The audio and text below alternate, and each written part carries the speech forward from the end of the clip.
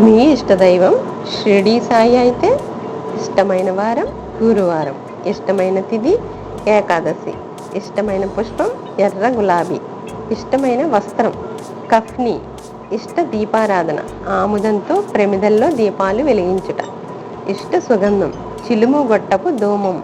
ఇష్టమైన అర్చనా ద్రవ్యాలు అగరబత్తీలు, ఇష్టమైన ఫలం సర్వఫలములు, ఇష్టమైన నైవేద్యం జొన్న రొట్టెలు, ఇష్టమైన దానం అహంకారమును త్యజించుట, ఇష్టమైన మంత్రం నీవు నా యందు తదేకముగా దృష్టి నిలిపినచో నేను నీ పట్ల అంతరావలోకనతో